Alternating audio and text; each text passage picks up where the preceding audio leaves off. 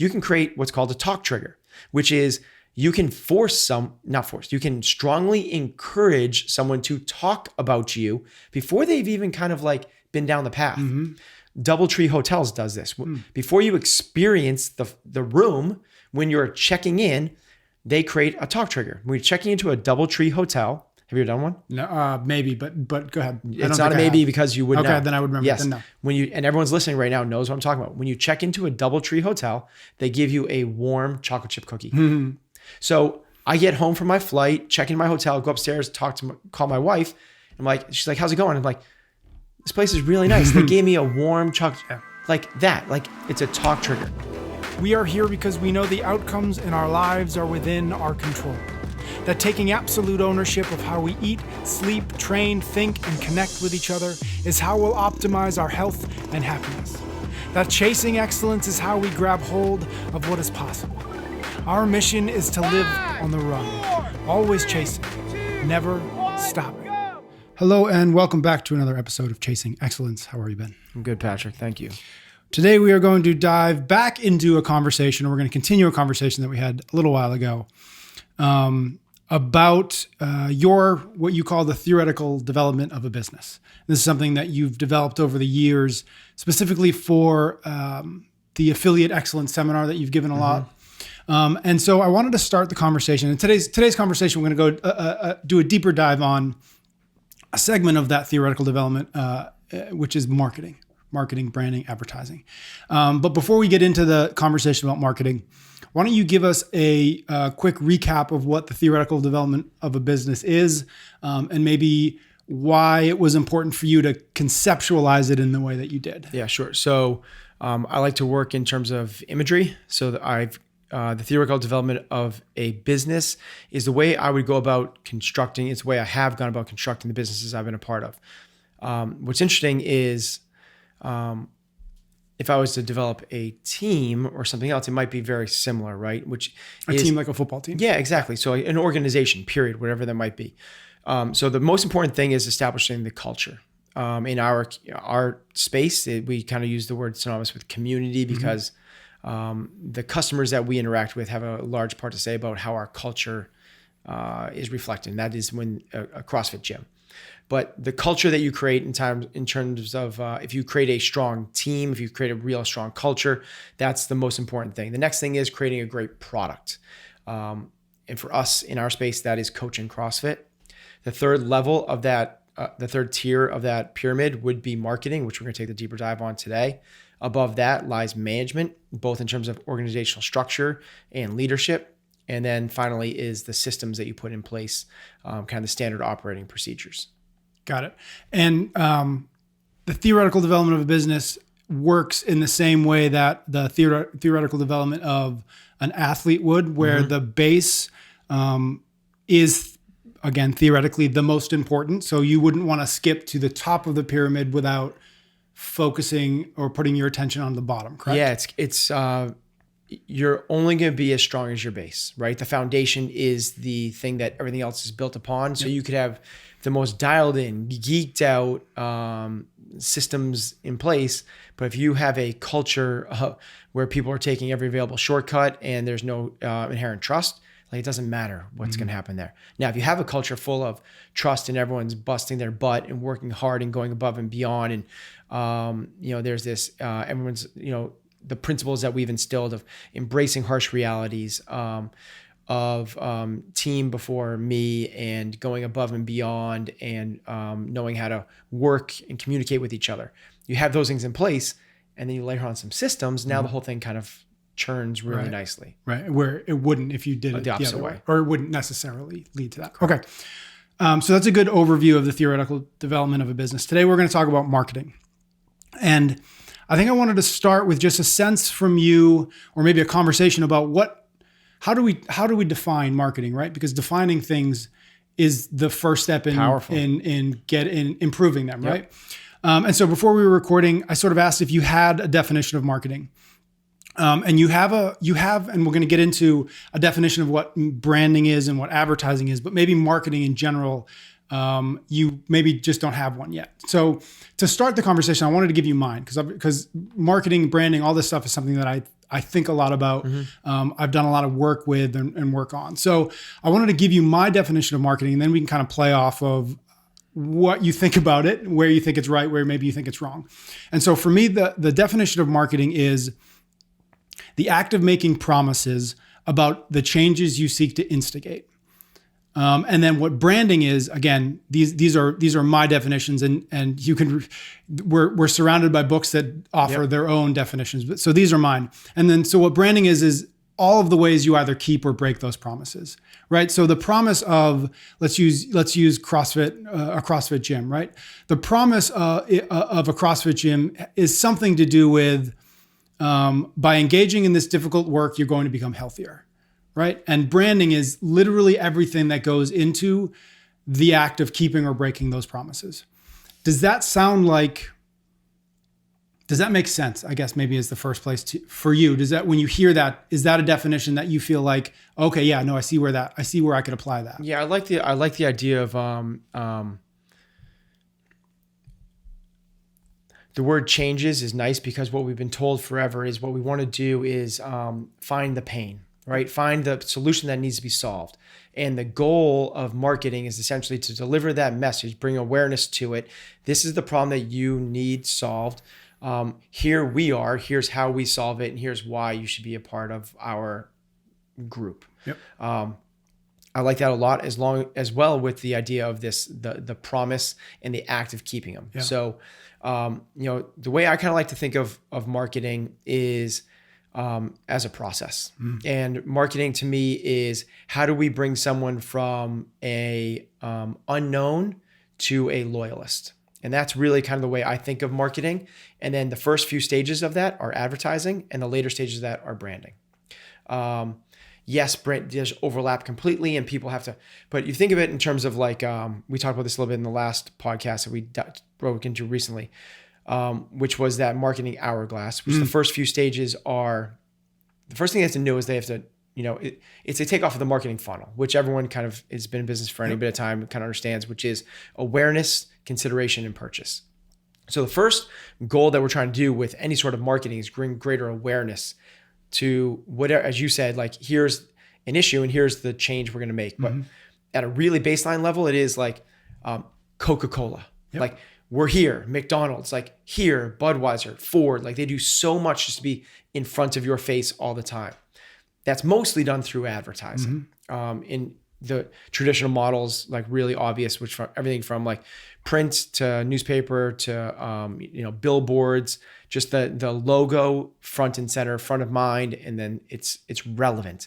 And one of the major components of marketing, I believe, is that does the customer perceive you relevant in their lives, in their space, as who they consider themselves to be? And that's when we start to get edge into the branding a little bit. So backing up a little bit, if we go from that funnel of awareness, consideration, purchase into the hourglass, which is, the first thing is they have to know. They have to know you. They have to know about you. Then from there, they have to like. And if they like you, then the next thing they can do is trust you. If they trust you, then they will buy from you. If they buy from you, then hopefully they buy from you. And if they do that and they like enough, then they refer. And that's kind of how it gets bigger at the end. Each one of those steps in that hourglass or funnel has certain mechanisms in place and certain tactics that we can use, both from the advertising and both from the branding perspective, to further draw greater awareness, consideration, and purchase. So we start off with the definition.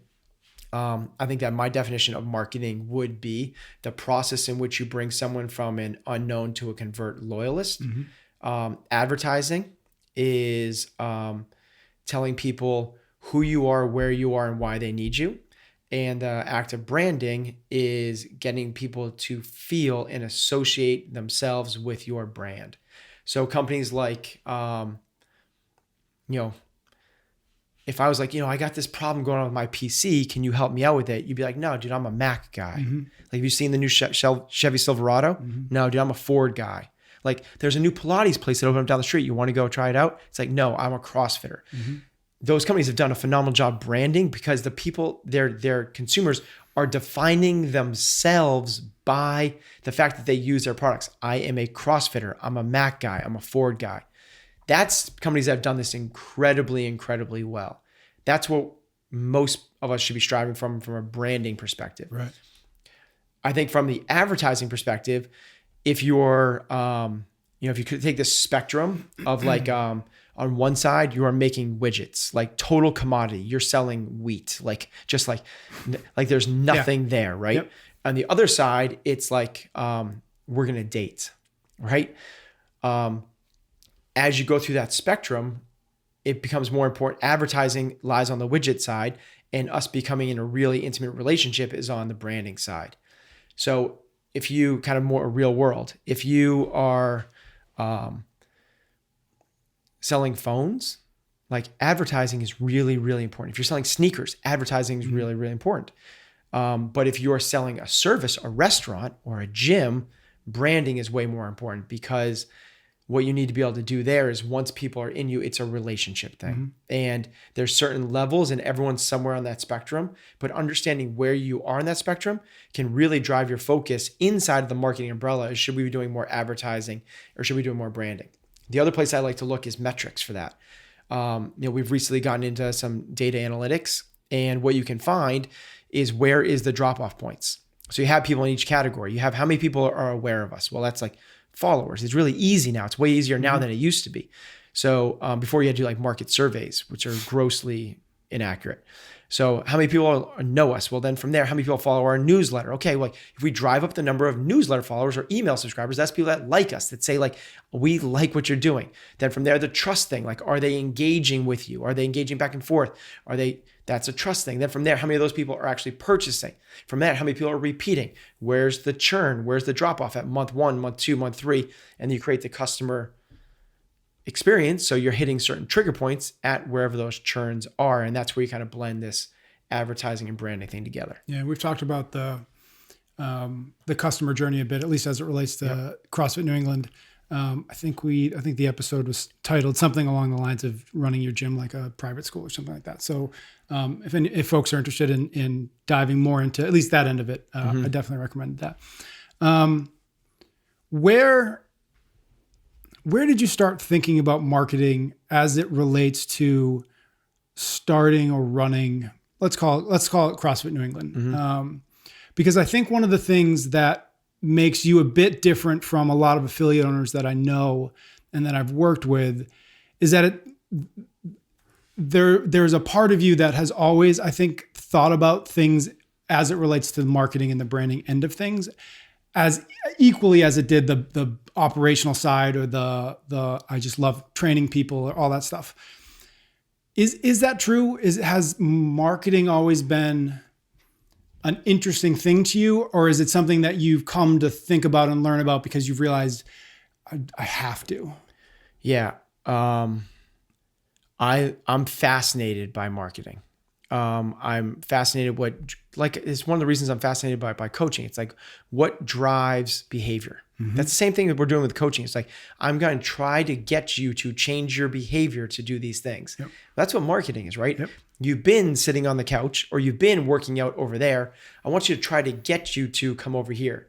What you're trying to do is use psychology and to change a behavior. So I'm fascinated by that. In terms of putting it into practice, my natural default is with a passion, and you know this, we don't do advertising on this podcast because I hate advertising. I hate sales. I shouldn't say I hate advertising. That's the wrong term. I hate sales. I never want somebody, if somebody doesn't want to be at the gym, like last thing I do is convince them to try to be at the gym. So I had this natural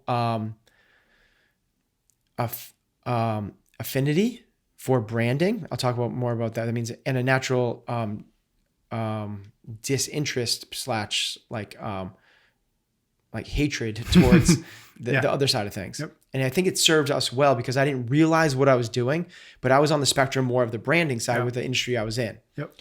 What we're trying to do is get people to come into our home and expose their weaknesses with us. Like that's a tough sell. Like that's a really hard sell. Like come over here and do things that you're really not good at.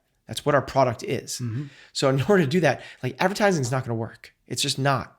And when you start digging in the metrics of it, it's really easy. You ask, back when we started, it was about 97 to 99% of our new customer acquisitions were all through word of mouth. I can remember the first person that came in that wasn't a friend of one of our current customers. Now through the rage which is CrossFit and the exposure that it has as a brand worldwide, both through the games and everything else, that number's dropped to about 70 to 80%. But most of them are still coming in because their cousin does it in North Carolina or they, whatever it is. It's still word of mouth. So to me, when you're focusing on branding, you're focusing on your current customers. Your current customers feel in the gym. When you're focusing on advertising, you're focusing on strangers, people that are not your customers. So the way I like to think about this is, Greg Glassman's definition of advertising is everything you can do to improve your business that does not improve your business. So you hand me $100,000 and you say to me, Ben, you have to spend this on advertising. Well, if I'm forced to spend that on advertising, none of my current customers see any benefit from them whatsoever. It does not improve my customer's experience at all. Now, if you say to me, Ben, here's $100,000, you have to spend that on branding. Branding is the flip side of that. Branding is solely focused on your current customers, and it is about the feel that they experience. Maybe it's not even the current customers, but it's the people that are already aware, right? So you're talking to people that are already in the pipeline that know, like, trust, try, and are hopefully buying and repeat customers and referring back up. If you're working on those type of people and you're improving their experiences, that is improving your product or service, whatever you might be providing. That's what I was trying to do from day one anyway. My goal from day one was to build a community and create a place where people didn't want to leave, give them the best hour of their day. So I wasn't thinking it in terms of like advertising doesn't work, branding does. I was thinking about like, how can I make this better for them? How can I make this every day I walk in the gym? What can I do to make the gym better for my customers? And you think of it's like all of a sudden you see some things like, well, maybe if we improve the website, maybe if we got a front desk, maybe if we got a front desk staff to be there, maybe if we got some products that they're buying anywhere anyways, and we create a really nice retail experience for them. Maybe if we create different, expand a class offering. Maybe if we get more rowers. Maybe if we create leaderboards. Maybe if we create a better platform to log their results on. Like all those things improve their experience. If their experiences are improving, then what they'll do is when you're not around, this is what branding is to me. What do they say about you when you're not around? Then when you're not around, which I believe is a controllable factor, when you're not around, they start changing what they're saying. And then back in the day, it was the 95 plus. Now it's a 75 plus. 75% of the marketing, the umbrella part, the marketing messages out to the universe start to swing more towards the positive than the negative. And that's what we're looking for. I generally agree with you, especially as it relates to affiliates, to the degree of usefulness advertising is. I think I come at it a little bit different, but I do want to ask you one thing, and it's popped in my head as you were talking. We haven't talked about it before, but there is the network effect. You know what the network effect is. Most people consider it or think about it as it relates to technology products, right? Social media or something like that. And the network effect basically says the thing gets better the more people that use it, right? So the first person who had a fax machine was miserable because they don't have anybody to fax, right? So when another person got a fax machine, the fax machine got a little bit better. So the network effect is that. And I wonder do you see the value of a network effect inside of the gym? In other words, does your gym get better when you have 30 more people who come into it? And if the answer is yes, why isn't advertising a method by which you could do that? Again, I agree with you that it generally doesn't work, but I'm curious if it doesn't work because we're not doing it well. And by we, I just mean CrossFit affiliates specifically, because advertising does work, right? Like we've talked about the usefulness of advertising for NoBull, for example, right? What about the CrossFit affiliate is unique in that advertising doesn't seem to be at least as effective as it is anywhere else. Okay, so let me answer that one first. I think there was a couple questions in there. Probably let me take the reason that I don't believe advertising is the thing that people should be focusing on if they were an affiliate. Yeah. I talked about this is a numbers game, and you're trying to figure out where is the place that you're only as strong as your weakest link. So you're trying to find the link in the chain. So most people believe that the reason that they can't get from 150 members to 250 members is that not enough people know about them. It's the easy way out. That's not the issue. And the easy answer to that is people are like, no, it is go count how many waiver forms you have. And I promise you, you have hundreds and hundreds and hundreds of waiver forms. At CrossFit New England, we have almost 400 members, but we have thousands of waiver forms. What that means is we've had thousands of people come through the door and try our service. That then, once they're there, said, this is not for me.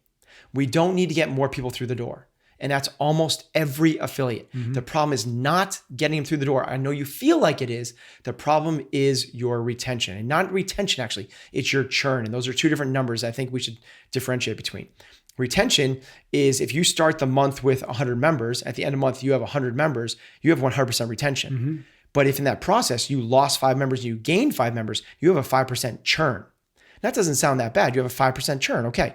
That's month over month. So that is over the course of a year, you have a 60% churn rate. The problem is you're not holding on to your members. The reason you're not holding on to your members is not because you're not spending more money on, or not forget money, more resources on advertising, is because you're not pouring enough resources, me included, into the experience. The people that are walking through the door are saying, this isn't for me. And the reason they're saying this isn't for me is most likely not because of the program, because the program delivers the best results in the history of mankind for turning people from what they were to what they want to become. From a physiological and even psychological standpoint, there is no fitness program that's ever been created, because we've measured it, that produces this type of results. Well, you're sitting on the best results. What you're sitting on exactly what they're coming in the door for. What these people are leaving for is, I didn't feel like this was the right place for me. Mm-hmm. So for that reason, it's not an advertising issue. The goal is not to get more people to funneling through and make the churn rate even higher. You can solve it that way. Let me back up. You can pour money into advertising, and all of a sudden your churn stays the same, 5%, but you're pulling in 100 people a month. What's going to end up happening though is you're going to have even worse word of mouth, because as you said, it's like the fax machine thing, the network effect. Mm-hmm. From when you go from 1 to 2, yes, CrossFit New England gets better. When you go from 2 to 4, it gets better. When you go from 4, it's that exponential growth. When you go from 50 members to 100 members to 200 members, it gets way, way, way better. Mm-hmm. There's more camaraderie. There's more feel like I'm a part of something cool. Nobody wants to sit in a restaurant where you're the only one in the restaurant. Mm-hmm. Everyone wants to be, unless you paid to shut rent the out the whole restaurant. Right. Exactly. Yes. Which is weird, right? And yes, you feel really special. Yeah. So if you rent out CrossFit New England, but they only want to be in that if that restaurant is exclusive already, and there's so many people that want to get in there. No one's renting out the restaurant that's going bankrupt 3 months. Right.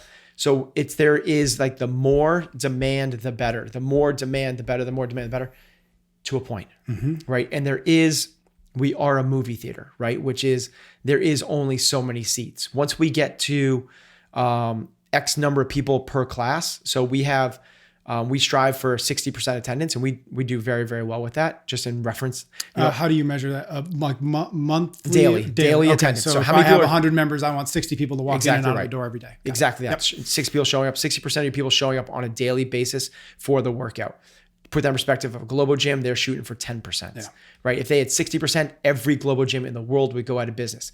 Globo gyms, by the way, are in the advertising business. Mm-hmm. It's a different business model than we're running. And this is what gets people off guard. Like, I can get it. I can hear right now some MBA students are listening to this going like, he's wrong. I am wrong if we're running a Globo gym, 100% wrong. Because a Globo gym, look at the churn that they have. It's not even the churn. Because I take it back, it's not the churn. What they're in the business of doing is selling memberships and hoping and praying that people don't show up.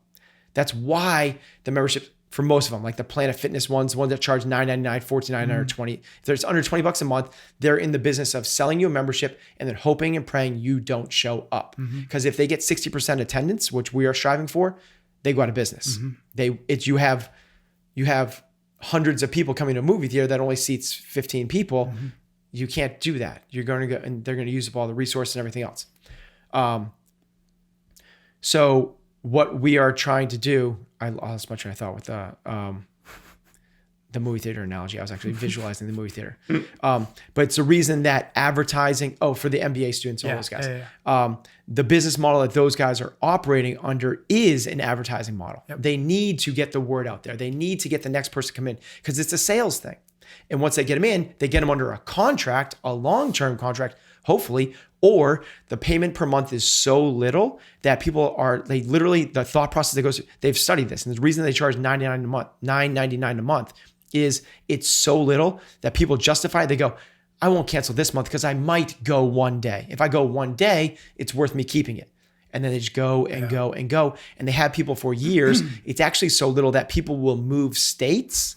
They move states and they don't cancel it because it's one of those almost like a service fee. You don't even think about it anymore. Now, if that would charge was $220 a month, like we charge, somebody moves a state, they're canceling their membership. So what we need to do is deliver on the service side of that, which is the branding side of that. We need to be, when I ask the person, do you want to go to Pilates? I need them to go, dude, like, what are you talking about? I work out at CFNE. That's literally the thing we have to do. Like, hey, you want to go and do this? Like, no, dude, I work out at CFNE. We have to get to the point where they're defining themselves by that. You do that through branding.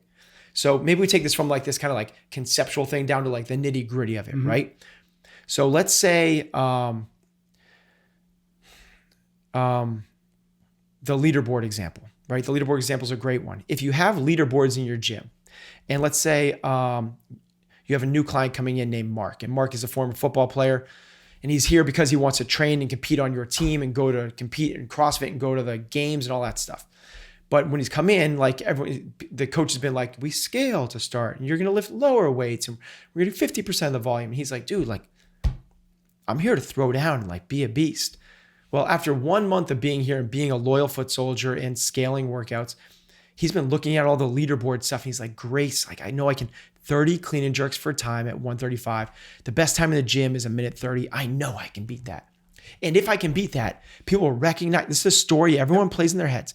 I know these people will recognize me and they will start to see me for the athlete I am. And I'll start to train with the competitors, and I'll feel valued and important, which is one of the basic human needs, is to feel important. So if we finally do the workout 1 month into Mark's experience and the coach says, hey, like, you can do the workout prescribed today. He's like, yes, plays the story up in his head. And he finishes the workout and he does it 1:15, beats the best time that's ever been shown in the gym.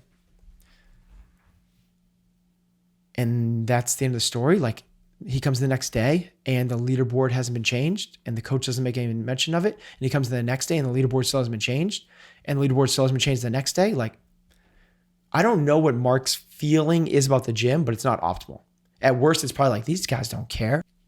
Now, if you flip the script and the workout ends, and this is branding. This is what branding is. It's not just your logos. It's not just your shirt. It's not just the signage. It's not just your website. It's the feel. It's what you do to instill the right feel. The workout ends and your coach knows how to do this. You've trained the coach how to do this. The coach says, hey guys, great job today. Loved how everyone was locking out those jerks. Didn't see any press outs. That was the number 1 point performance we were looking for today. Let's everybody give one big clap on 3 for that. 1, 2, 3, boom. And everyone claps. He goes, by the way, guys, heads up. I go, no, you guys know Mark. He's a new student here. He's been for a month. Turns out Mark is a freaking beast. He just beat the best time in the gym ever, better than any of our games athletes ever. He just got a 1:15, beat our best time ever by 15 seconds. Let's give it up for Mark. Let's give 3 claps and a hey, Mark. Ready? 1, 2, 3. Hey, Mark. And Mark comes in the next day, walks in, looks at the leaderboard, and every name has been erased, right? And readjusted, and Mark's name is on the top.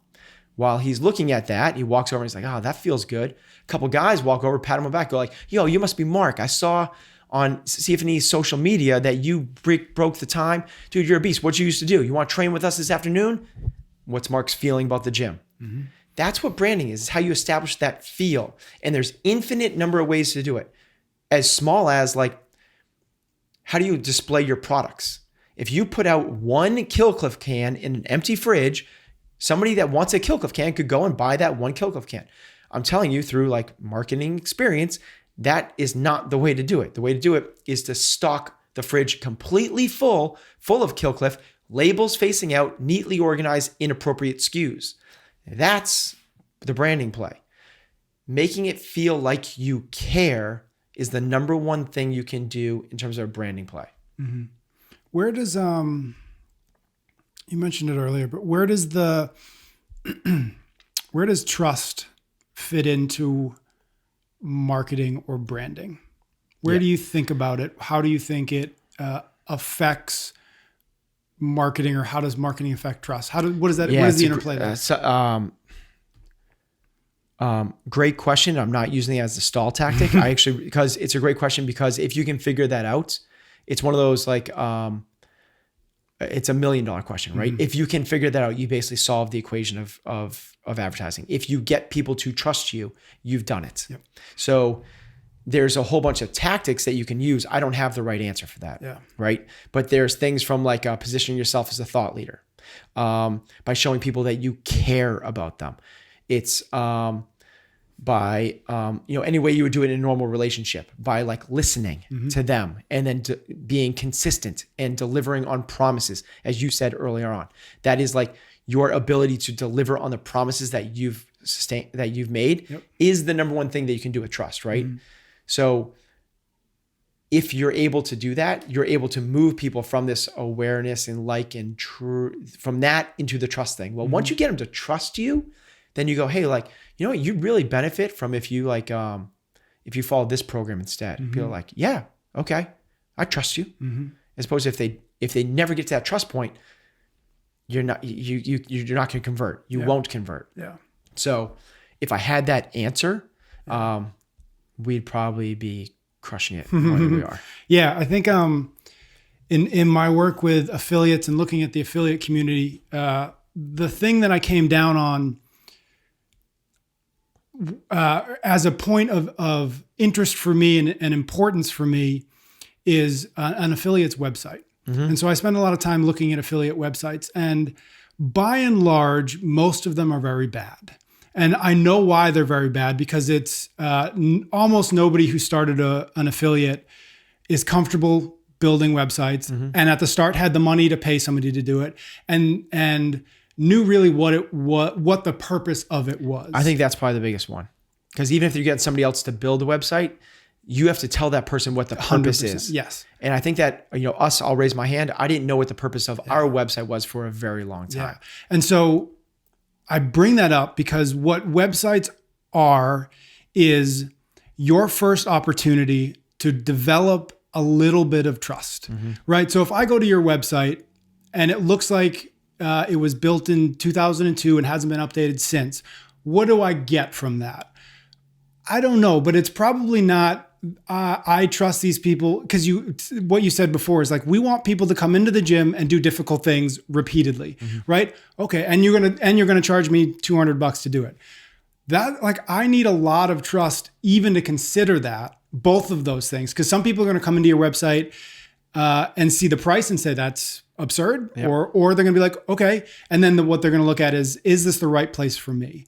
Do I belong there? Love that. And so if your website if you haven't paid attention to your website, you're just giving people an excuse to say, I don't belong there, right? Either I'm looking for a place where it doesn't feel like the website was built 15 years ago, right? And so when we look at what, and we're focusing on CrossFit today, partially because we're both biased towards that. But when you look at the beginning stages of CrossFit, which I know you have, and I know you focus on a lot, is what does that look like? I need a little bit of trust for them to come in the first time. If they come in the first time, and if they trust me enough to come in, I can start to build a bit of a relationship. Not a super deep one, especially in those early stages. I can build a little bit of relationship. With that relationship, I can get them to be a little bit more consistent. If they're a little bit more consistent, they're going to make progress. That's the beauty and the nature of CrossFit, right? Consistency, obviously the mechanics, but Yep. If you're consistent, you're going to see progress. And when you see progress, that's when you start to talk about it. That's when you start to identify yourself by the things that you're doing.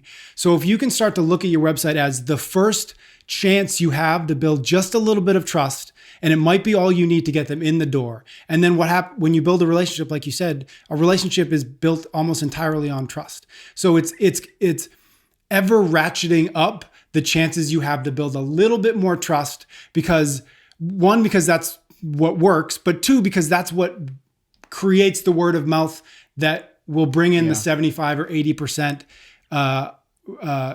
relate, the 80% of people coming in are going to be because they know somebody, right? And then the 20% is maybe that's advertising, maybe that's something else. But that's why I harp so much when I'm working with affiliates on, like, you need to pay attention to your website, because everybody who comes to your gym, whether their cousin goes to your gym or whether they have a friend who goes to in North Carolina, they're coming to your website first. You think about in terms of building a relationship, one of the easiest ways you can do that on a one-on-one basis is, like, the way you build trust is by listening to somebody. Yeah. Your website, just by doing something really simple of changing the pronouns, can make it seem like you're listening. By saying, instead of saying like, we offer this and we do that and we are a community focused on this, it's like, if you are looking for ... if you are blah, blah, blah, blah, if you, and like, just like, we're this is about you. It's about the user experience. Yeah. That right there in itself is the first level of establishing trust. And one thing I would actually even further on is, you said, once they come in and they see results, that's when they start talking about you. What you can actually do, and some companies do this really, really well, is from that very first experience, if you're incredibly, lean into your strengths, right? Mm-hmm. If you're incredibly witty and you're funny, like make your website funny, you can create what's called a talk trigger, which is you can you can strongly encourage someone to talk about you before they've even kind of like been down the path. Mm-hmm. DoubleTree Hotels does this. Before you experience the room, when you're checking in, they create a talk trigger. When you're checking into a DoubleTree Hotel, have you ever done one? No, maybe, but go ahead. It's not a maybe because you would know. Okay, then I would remember. Yes. Then no. And everyone's listening right now knows what I'm talking about. When you check into a DoubleTree Hotel, they give you a warm chocolate chip cookie. Mm-hmm. So I get home from my flight, check into my hotel, go upstairs, call my wife. She's like, how's it going? I'm like, this place is really nice. They gave me a warm chocolate, like that. Like, it's a talk trigger. And talk triggers don't even have to be wait until you get into contact. It could be on your site. If there is Heather bought some bone broth, like online through Amazon or something like that. And before she got the bone broth, she got a confirmation email. And the confirmation email was a talk trigger. It was Heather with like 4 exclamation points behind it. The way we would talk to each other on like a text. Heather, like, so psyched you bought some bone broth. Billy's in the corner doing push-ups. He's so pumped to have you like try our product. Like, and she goes, check out how cool this is. Yeah. It's like right away, you're creating talk tree. This is branding. This is marketing. This is advertising all together. And you don't have to wait. One of the best talk triggers I've ever heard of is this burger place. I can't remember the name of it. And it has a different name, but everyone calls it the Joker Burger Place. Because what they do, it's not the best burgers in the world, but they have a line out the door all the time. Because after you go and place your order, and regardless if you're buying just a milkshake or a side of fries, or if you're buying for your entire corporation, a big catering thing, after you plan on your purchase, but before you pay, they bring out a deck of 52 cards face down. And they say, pick a card. If you pick one of the 2 jokers, your entire order is free. I love that. So everyone's like, let's go to the Joker Burger Place. Because they're not talking about the burgers. They've instilled this talk trigger. Yeah, so many things there. But the thing I really like about that last thing is that a good brand is a brand that over delivers on the value that is expected, right? So expected at a burger joint is a good, decent hamburger, right? If you can't do that, you're not going to be in business for very long. But that's meeting expectations, right? That's meeting spec.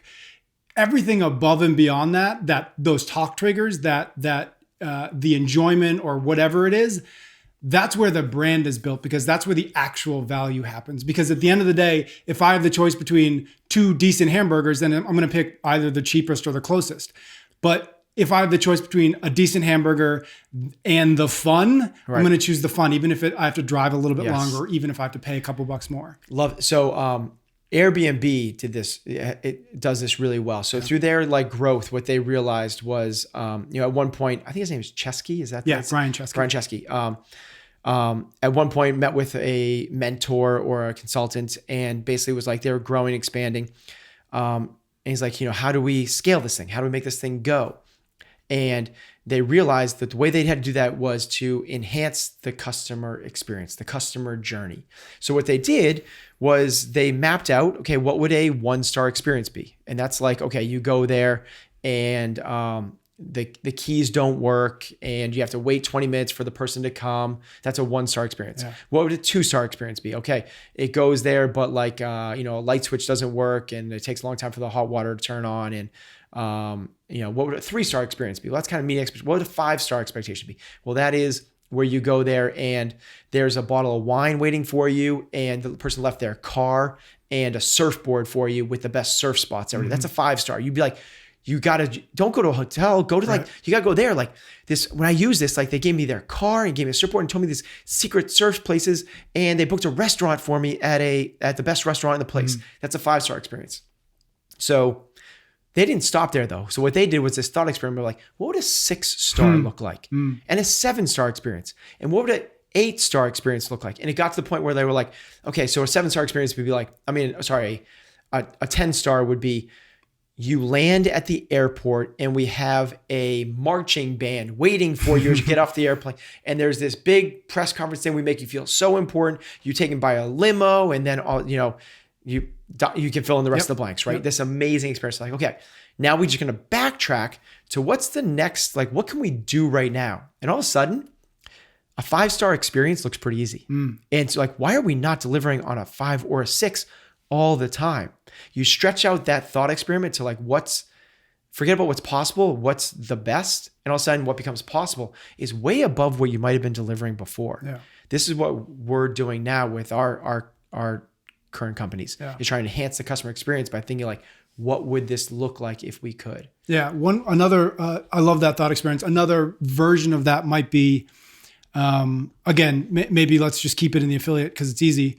If I were to tell you that I'm opening a gym across the street from you, I'm opening a CrossFit affiliate across the street from you, and it's going to put you out of business.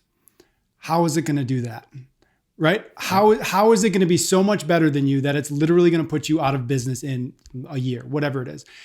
The answer's there. You could do all of those things. Go do that. Right? Because what you're actually doing is you're saying, where are we weak? Like, where are they going to do something that's so much better than what we're doing that it's going to pull everybody in that direction, right? So if your answer is, they're going to have the greatest community in the world.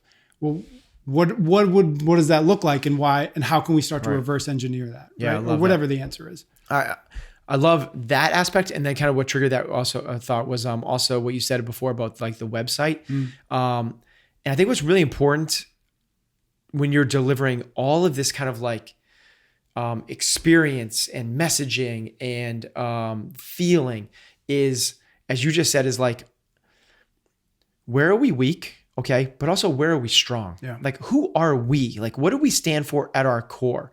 Because, all the talk now is about like eliminating weaknesses and that. Like, truthfully, what you should be doing in marketing and your business is doubling down on your strengths. Yeah. If you're an athlete, work on your weaknesses for sure, especially if you're a CrossFit athlete. If you own a business, like figure out where your weaknesses are, absolutely, and hone them up. Yep. But only if those weaknesses are so important that they deserve to be. The better thing to do is like who are we? Like understand who we are. And I like this idea of like what are your 3 uniques? What are the 3 things that make you special? And if we use Tesla cars as an example of this, like Tesla cars are electric, they seat 5 people, and they go 0 to 60 really fast. I don't know how fast, like under 3 seconds, right? So, okay, so that's 3 uniques. Well, there's a lot of electric cars out there. Yep. There's a lot of cars that seat 5 people out there. There's a fair amount of cars that go 0 to 60 under 3 seconds. There's no car that does all three Yeah. except a Tesla. Yep. So that's what they're building. And if you want that, we have it for you. We're not for everybody, but if you are like us, man, do we have something for you. Yeah. Right. So in terms of your CrossFit example, it's like, okay, what are your three things? Like, we are the place that if you want to compete and go to the games, that's where you are. We have every piece of equipment like you could possibly imagine. And we have a whole recovery place. Yep. Like, okay, you have three. Now, a lot of places have recovery. A lot of places have huge facilities with all the equipment. And a lot of people are really good places for competitors. You might be the only available option for all three of those things. You know, or it's world-class coaching and nutrition and a community. And you could layer them out and then figure out who you are on a kind of a tripod type basis. Yep. Like a stool. A stool. Exactly. Yeah. Yeah. Exactly. What do you rest upon? Right. Yeah. It's similar to that because you mentioned Tesla. It made me think about when I think about marketing, because that a lot of what you just said, and it is part of marketing and branding, because that's what you end up talking about, and that's what you end up highlighting maybe as the service that you're giving. But equally to that is being able to think deeply about the kinds of problems that you're looking to solve, to kind of go back to the earlier idea of changes. Because when you're talking about marketing, you're talking about the changes that you're looking to instigate. What you're doing is you're saying, I see where you are today. By engaging with us, we're going to get you to this place, right? So we're just talking about changes and about solving problems. So you mentioned Tesla, and I think about thinking deeply about the problems that they're actually solving. Yeah, yes, those things are all true that you mentioned, but that's what I would think of as the first layer of problems that they're solving. The first layer of problems would be the one that you're willing to tell anybody, right? So I want a car. I want a fast car. I want an electric car. Those are all first layer problems. Features, right? Yep.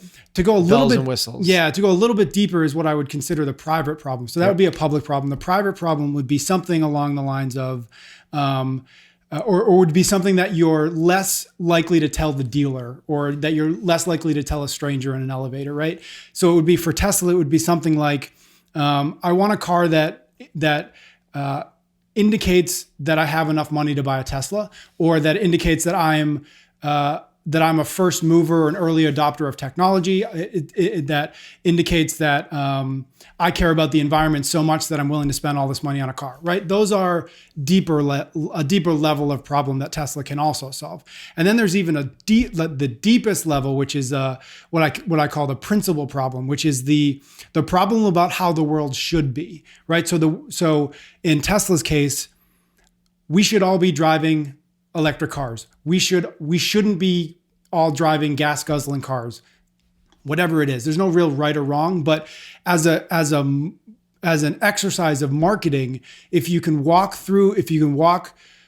yourself through what are the layers of problems that we're looking to solve, you can then turn that into marketing. You can then turn that into a website, or you can turn that into messaging or copy or imagery or whatnot.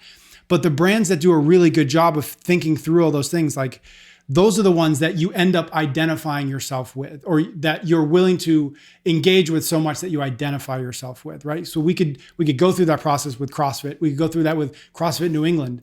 But it's not enough to just identify, we make widget X. Yep. Because everybody's making widget X. At the end of the day, there's so much choice out there, especially, in the world of CrossFit affiliates. When you and I started, I was thinking about this morning. When we started, I had one choice to go to a CrossFit gym. I laughed this morning because I thought about it. I was like, nope, actually I had two choices, because I could go to CrossFit Boston, or I could do what you did, which is start a CrossFit gym, right? So I actually had two choices. I didn't know it at the time, or there was more options. Or you could do CrossFit in a global gym, right? Or you could do CrossFit in your garage, or you could stick to whatever else you wanted to do. So there were, but you didn't feel like a CrossFitter unless you were doing it, maybe. But that's not the point. The point is, I didn't have a lot of options then. Yep. Today, I do have quite a bit of options, not only amongst affiliates, but the amount of education online is now such that I can learn how to do CrossFit, quote unquote, on YouTube, and I could do it in my garage if I wanted, if that was what I wanted to do. I could also I can get a similar vibe from like a Soul Cycle or an Orange Theory. Like there's I have lots of different options now. And so when options grow like that, you end up making choices based on what feels personally relevant to you, most personally relevant to you. And so when you can, as a business or as a brand, as you can walk down those layers of problems that you're solving, what you're really doing is working to be able to put forward why you're a specific solution to a specific problem or a personal problem. And so the better you can do that, the more likely somebody looking at 3 different affiliates can say, that one's for me because that's the one that has a sauna in it. And I consider myself an athlete and I'm performing and whatnot. Or that gym has daycare, right? Like that can also be a part of it as well. But you've got to be able to walk through those. You've got to walk deeper than like we're making people healthier because gosh, there's never been more options, at least on the surface, of people willing to get you healthier. Yeah, people buy why you do it, not what you do. People are emotional. As much as we think that people are rational, they're not going to look and say like, this costs this is this. Yeah. People are not weighing and measuring on a rational basis. They're buying based off emotion. It's the Simon Sinek stuff, right? Yeah. If you start with the why and the other stuff is the bells and the whistles. It's all just the fringe on the outside. And it's important. It matters, but not nearly as much as the feeling that people are getting. That's the difference to me between like the advertise, that's what branding is, right? Yeah. When you create that brand, when people talk about it, they have a feeling comes about, right? When you have a feeling, when someone talks about a brand, or a company, that is because of the branding that the company is. Harley Davidson. Mm-hmm. And all of a sudden you get this feeling, right? This imagery of what that is. That's intentional, right? That doesn't happen by mistake. A certain type of person buys Harley Davidsons. Different than the type of person buys a Kawasaki, right? Where they don't want they're not trying to compete against the Kawasaki's. Yeah. What they want is like, if you're this type of person, here we are, and we have something for you. Yeah. Join us. Right. And it's a choice that you can make. You get to choose. You get to choose what it is you're building, and you get to choose who you're building it for. And I think that is not commonly understood, right? There's this notion that it's for everybody. Yeah. Nothing is for everybody. Yeah. Right. Even things that appear ubiquitous in terms of people attaching themselves or people choosing it. When I started CrossFit New England, that was like part of the business plan, right? You asked like, what's the target market? Yeah. And that's literally like, when I didn't know better, that's literally what I said. I was like, it's for anybody. And people are like, no. Because when you learned about this, when I went to school for business, when you learned about it, it was like you have to segment by like sex and race and socioeconomic demographics and all. And I was like, it doesn't matter. It's like anybody that wants to be fit and be a part of this, like this is for them. Well, you learn things over the next like 5 to 10 years and you realize it's not. Yeah. We still are for almost anybody in that socio-demographic and anybody in that age spectrum. What we now classify our target market by is by human characteristics. Psychographics. Humble, hungry, and happy. That is our target market. Humble. If you're not willing to take coaching, if you already have the answers, this isn't the place for you. Yeah. You have to be looking for feedback. That's a big part of what humility is. If if it's all about you, like this is not going to be the place for you. Yep. Hungry. If you're looking for the shortcuts, if you're looking for 6-minute abs, the magic pill, this is not going to be the place for you. This is about putting in the hard work and doing hard things because we think that that's the path to betterment. And then happy. If you are the type of person that complains a lot, this is not going to be the place for you. If you're the type of person that looks for excuses, this is not going to be the place for you. Yeah. If you find yourself whining and complaining and trying to find the outs every which way, this is not going to be the place for you. Now, those people go to a Gold's Gym. Or you don't have to have all of it. Yeah. Because it can be taught a little bit. You have to be. That's part of what you'll learn here as well. You have to have the overarching part behind all of that is it's about the humility piece above all else, really. Because if you're humble enough to say, like, if you have the growth mindset, right? If you're curious enough, if you're willing to learn, if you're a lifelong learner, this place could work for you, because you come in and figure things out along the way. Yeah, the way I think about that idea, just the notion of, CrossFit's for everybody. It's for it's anybody can come. And the way I think about it is that there's a difference between, or there's an order in which you can be that kind of inclusive, right? You first have to be exclusive to the people who fit those kind of psychographics. Once they show you, and they'll show you by their willingness to say yes, once they show you that they are willing to do those things, then you can be inclusive to anybody. So that's why 65-year-old women can work out next to 24-year-old guys, because they each share those kind of psychographics that allow them to get in the gym. And then from there, yes, CrossFit works for everybody. But without that exclusivity, without that layer of, if you're not like this, then it's not for you. Then you can't consider what you're doing inclusive to everybody, because nothing is. What's also interesting about the way CrossFit approached this, and I believe it was strategic and tactful and thought out, it was forging elite fitness. That's what CrossFit was back in 2005 through 2012. It was all about the Navy SEALs, the games athletes. It was about, if you want to be, the 1% of the 1%, you have to follow this program. Yeah. And if you're not, like, you can pretend like you are, but you're not. You're a specialist in another field. Once you have that eliteness, once the Navy SEALs are doing your program, you can kind of backtrack into, like, getting people off diabetes and off the couch. It doesn't work the other way. You can't do sweating to the oldies and then go to the Navy SEALs and be like, hey, we got a program for you. Right. So in terms of getting everyone, because that 1%, they're doing CrossFit. Like, the fittest people on the earth are doing some form, fashion of CrossFit. Now, once you have those people, that really elite, it's like Nike, right? Once you have Tiger Woods and Michael Jordan, okay, then you can get the soccer moms and dads. But you can't start with the soccer moms and dads and then go to the NBA and be like, we got a product for you guys. So there is this kind of like trickle down effect, which it starts with the super elites, and you can back your way into it strategically. Right. I keep wanting to talk about NoBull. Yeah. Because it's for a few different reasons. The first thing that popped in my head, or the first time it popped in my head, was when we were talking about talk triggers. And I think about Brooks Coffee Roaster, which was this, like, I don't even really know what it was. I mean, I know what it was, but it was a... She owns a coffee shop. But not. But it was... What do you mean? She doesn't. But that's what it was. Like, it was something to talk about that had nothing to do with the shoes, but that made the shoes look good. Right. And so that was the first, that's just an example that popped into my head when you mentioned talk triggers. But NoBull's really interesting to me because they do a lot of advertising, but really what they're doing is building a brand. And when I think about NoBull, I think about, okay, like, why is NoBull working?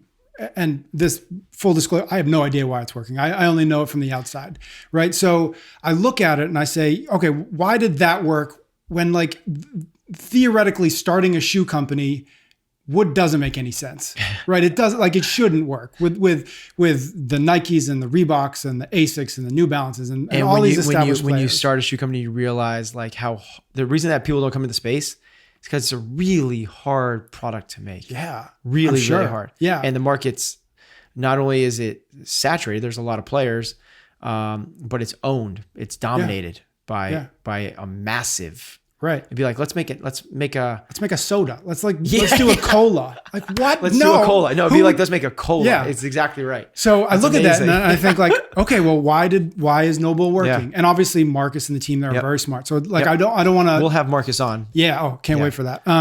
But so when I look at it, I say, okay, why is it working? Why did it work? And what I see is they aimed for a very, very narrow market. And by that, I mean, first, the narrow market was CrossFitters. Okay, good. But even that's not small enough when you have a player like Nike and Reebok in it. So, okay, well, what are we going to, how do we make that narrow market even more narrow, right? And so I look at it and I say, okay, who are they talking to? Who are they building a brand for? And it's people who want to say, I do CrossFit, but don't want to associate with Reebok. That's really at the end of the day why they figured something out. Like Reebok is all like bright whites, and in terms of like brand feel, like it's all well lit and bright and happy and smiling and be a better human. And that's gonna attract quite a large number of people. And then they said, okay, but there's a more narrow market that likes things that are dark. And again, I mean that like on a color palette, like dark and sweaty and dirty and like circa 2009 CrossFit and not circa 2012, right? And so what they did is they said, okay, there's a narrow market. We're going to make it even more narrow, and we're going to go super deep towards them. And we're going to build our brand for them and around them, and then let everything happen after that. And so it's just fun to watch because they're doing it so well. Yep. I don't know. I know you're obviously involved in NoBull, but I'm curious from your perspective, like, am I just like layering things in that weren't there, or was there some amount of intentionality? The intentionality is 100% there. You're not far off at all. Cool. We'll have Marcus on. I'll let him. Marcus is the head of all branding initiative and everything at NoBull, and he's one of the co-founders. We'll have him on and let him do the spiel on that. But one of the things that they're very good at is this combination of advertising and branding. Yeah. They understand the power of a brand and what that means. And they understand that they need to represent something. Yeah. They can't just make shoes. They have to represent it and speak to a certain client, which was what you're mentioning. But the flip side, or the thing that's coincided so well with that is they're really bright, smart guys that know how to do advertising as well. Yep. So I've actually learned a lot from them being in business with them in terms of from the data analytics side of things and how to strategically target ads both on the digital side and everywhere else, and how to expand outside the space. They are a phenomenal case study. And it's anybody that's kind of been privy to their messaging, you realize it's a little bit different intentionally. And I think that your take on it is this alternative to Reebok and Nike in the space is exactly spot on. That's where they want to be. Then they want to be the alternative, and they're purposely going to try and keep themselves as the alternative, and they don't want to be the dominant player in the space. Let us start to wrap this conversation up, even though I literally could sit here for another hour. We will not subject people to another hour of this conversation, but I'm curious. Last question, maybe it's too big to sort of use as a closing question, but I'm really curious where your head is at as it relates to CrossFit New England and marketing and branding specifically within the context of all of the changes that are happening inside of CrossFit. And again, I that feels like a big question. Maybe it's not a quick one, but is anything going to change for you, or should affiliate owners consider changes given all of the changes at sort of the top level? Yeah, I think it's actually a much easier question than maybe you think it is, because we've made the change before CrossFit did. So our goals in 2010, 11 were to win the CrossFit Games, to get on main site, to host seminars, to create a brand and create this awareness around of what CrossFit New England is and be a thought leader in the space. That's completely shifted in the last 3 years ahead of what HQ has done, which we've shifted our mission statement to create a family of humble, hungry, happy people who kick ass in their 90s. This is not about sending people to regionals. This is about getting people longevity and functionality throughout their life. So that mission statement resonates a lot with me, because when I created that, I thought about literally like, what am I trying to create? Like when I think about like when I started this whole thing, I was in a community center running Space by the Hour. And after the workouts were done, and we're doing Fran, we're doing Helen and Fight Gone Bad and lifting heavy weights with bumper plates. And the workout would end and everyone would scatter. It'd be me in the gym by myself 5 minutes later. I was like, it's not the workouts. It's something more. I want to create this cohesive group of people that's really proud and happy to be with each other. I want to create a family, right? So from there, I want that family not just to be a family. I want them to have certain characteristics. I want them to be hungry. I want them to be humble. I want them to be happy. And we just talked about what those each of those are. So, and not only that, but I want them to have certain physical characteristics as well. But it's not a body weight snatch and a sub 6 minute mile. What I want them to do is just be like, and I don't know if I'm going to achieve this mission for another 30 years until my members are kicking ass when they're 90 years old. So that's what I'm striving for. It creates this whole decision tree for me. It like makes things so much easier when you know that. So in terms of like marketing and approach, it's like, well, it's really easy. That's our message. Yeah. If you're that's actually what I would consider your marketing promise. That's the exactly. Yeah. That's what we're trying to do. It's our mission. So I hope it's our promise. So that's what we're trying to deliver upon. It's one of the things that we hold to us every single day. So we're making decisions like, should we create a team, try to put a team together, try to go regionals? Well, that seems like a total deviation from our mission. Like, why would we do that? That's not what we're trying to create whatsoever. Yep. Now, back in 2010, that's exactly what we're trying to create. That's why we had 2 teams at regionals and we were trying to get on the podium at the games and we won the games. It's like very, very, very different approach. But 3 years ago, we made this pivot towards away from the competitive aspect to this longevity and health play. So the fact that CrossFit is shifting gears themselves is a boon to us. We don't have to change anything. It's just a boon to us because now they're spouting our message as well. Right. Okay. We'll wrap it up there. The only thing I wanted to add was, or not add, but to go back to on the talk trigger, the bone broth receipt. Yeah. That is, I'm 99% sure, an homage to a guy named Derek Sivers who ran a company called CDBaby back in like when you bought CDs on the internet. He created an email receipt that was effectively like, we've received your order. It's being packaged now on a bed of roses, and the email itself, the receipt email, went viral as much as something back then went viral. Like people would literally send it to their friends, look at the receipt I just got, and that was part of the branding that they did. So here would be my suggestion. This is what we're trying. So the reason I brought up the talk triggers was like, so create a receipt. That's awesome. But you're not. So what DoubleTree did and what that Joker Burger Place did was they tried to create a talk trigger. What I took to my team was let's make every single thing that we do a talk trigger. Everything, give everybody something. Every single time you come in contact with somebody, whether it's like they get an email, whether it's they get a receipt, whether they walk in the door, when they check out the website, like every single thing should be something where somebody goes, wow, you got to see this. Like, honey, come and check this out. Like, look at this website. Honey, look what they just posted on Instagram. Honey, look at this, the workout of the day. Honey, look at like, every single thing is an opportunity to get people to talk about you. Yeah, I love that. Okay, we'll wrap it up there. Thank you, Ben. Thanks, Pat. You can get every episode of Chasing Excellence wherever you listen to your podcasts or on YouTube. Until next time, thank you for listening.